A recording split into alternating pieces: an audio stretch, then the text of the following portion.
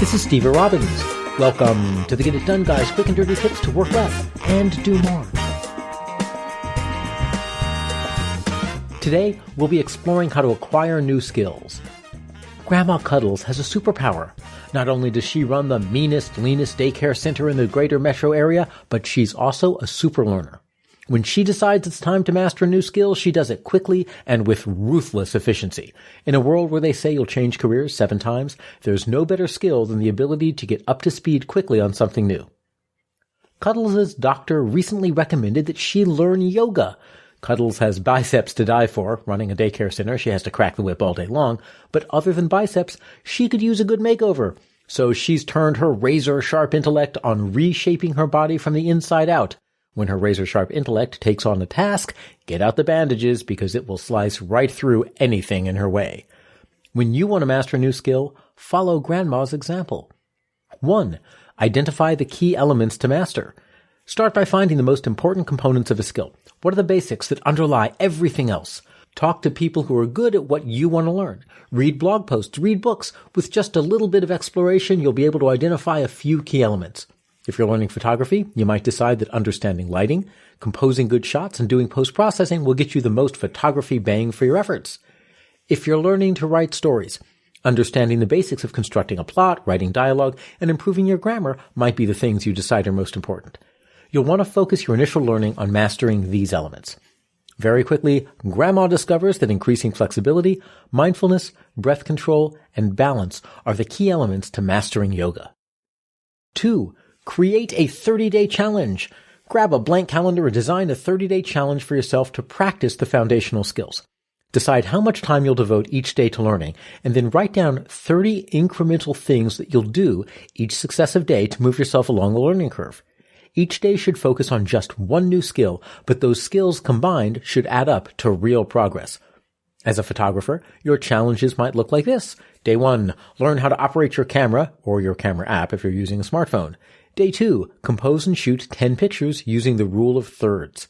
Day 3, use an image editor to rotate and crop each picture 3 or 4 ways to begin getting a feel for cropping, and so on. You can layer on more and more skills every day. Grandma Cuddles has decided that on day 1, she's going to touch her elbows with the opposite hands. For her, that's a stretch. Day 2, she'll touch her waist. Day 3, her upper thighs. By day 10, she'll be bending at the hips, something she has not done for years. Of course, there is a limit to how flexible Cuddles is going to be able to get in just 30 days. So if she can't quite get into a one-legged bird of paradise pose when she comes to that on her curriculum, that's fine. This isn't a race. The goal is steady progress, even if it's very small. She can reassess where she is, how fast she's going, and then she can just change the rest of her 30-day challenge to be a little bit more realistic based on how fast she's progressing. 3. Do focused, deliberate practice. When you're doing your daily challenge activity, be deliberate with that time. Turn off your phone, eliminate other distractions, and concentrate on nothing except your practice session. Brains learn best when they can focus on a problem. During your practice, deliberately choose one thing to master and put your attention there. Each day of your challenge should push you a little bit past your current skill level, so your brain is engaged in finding several ways to stretch past what you can do now. 4. Rotate skills. You don't need to practice the same elements of a skill every day. In fact, you want to practice on several different elements so your brain learns to fit them all together. It's called the interleaving effect. Grandma Cuddles spends her daily yoga time doing some work on flexibility, but also mixing in balance. She'll do her stretching by touching her elbows, and then she'll spend a few minutes balancing on one foot for a few seconds. She might mix in a few deep breaths from the diaphragm. At first, she can do these exercises separately each day, but as she masters the easier levels, she can start to combine them. Day 20 of her challenge, for example, might focus on taking 5 full breaths while balancing on one leg and then stabilizing by touching her knees. By day 30, she'll be doing single leg deadlifts like a pro, only, whatever the actual yoga version of that's called. 5. Use spaced repetition. The 30-day challenge is about adding something new, no matter how small, to your repertoire every day. But reviewing prior material is important too.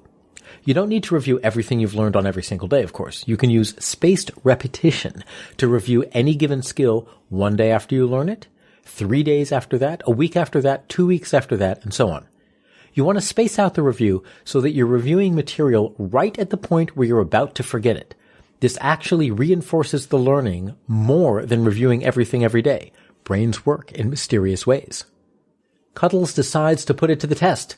She creates a 30-day challenge that gradually helps her increase her flexibility, her balance, and her breath. Every day, she does a focused, disciplined learning session in each area, and about halfway through, she starts combining them, so she's pushing 2 elements at once. Lo and behold, her razor-sharp intellect razors work. By the end of the month, she's got poses like Bird of Paradise firmly in her crosshairs. You can master a new skill too. Identify the most important elements of the skill, craft a 30-day challenge of bite-sized chunks to develop your expertise, mix up your daily practice between the various elements, and use spaced repetition to make it stick. Pretty soon, no matter how fast technology tries to make you obsolete, you'll be able to master whatever life throws at you. Cuddles may live life with a razor-sharp intellect, but you'll be the one on the cutting edge. This is Steve Robbins, follow Get It Done Guy on Twitter and Facebook. If you lead an organization or a large movement, you think big and you plan to change the world, I can help you organize your life to make bigger things possible without getting overwhelmed. Learn more at steverobbins.com. Work less, do more, and have a great life.